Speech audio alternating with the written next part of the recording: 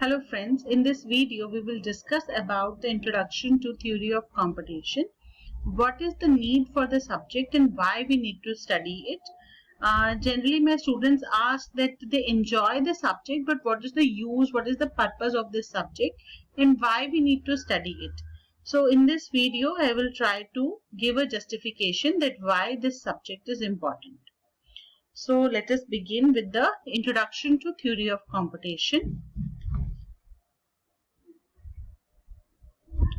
Theory of computation is a branch of mathematics and computer science that deals with how efficiently problems can be solved on a model of computation using the algorithm.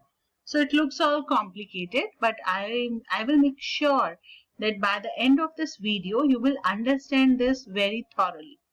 So theory of computation, one thing we can understand, is a branch of mathematics and computer science. So it involves maths, a lot of mathematics, mathematical concepts are there, and computer science concepts are there. So you should know what is an algorithm, what is a machine, and you should also understand the working of stacks, the working of machines, what are states. And on the other hand, you have to understand the concept of mathematics like sets and related theories of sets. So we understand that theory of computation is mathematics and computer science. And now why we require this combination? We require it to model the computation in such a manner so that we can generate efficient algorithms and understand the limitations of what the computer can do and what it cannot do. So when we come to the next slide, we can see here that a computation theory, it is generally required in order to understand the limitations of computers and to appreciate what can be done and what cannot be done, to model machines and to understand what is the power of a machine and what cannot be attained by using a machine no matter how powerful it is. So coming to the motivation, it is for understanding the mathematical properties of computers, the hardware and the software, to express the properties and qualities of the computer hardware and software using mathematics, and then to understand and appreciate the difference between computation and algorithm. So that is the motivation behind this subject, to understand what is an algorithm, what is a computation, and how computation is far more powerful concept as compared to algorithm.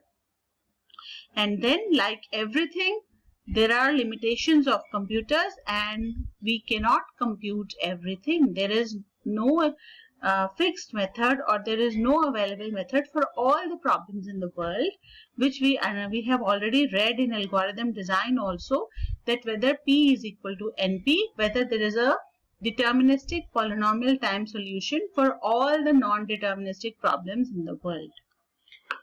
So another thing that we have to understand is how computation and algorithm are different.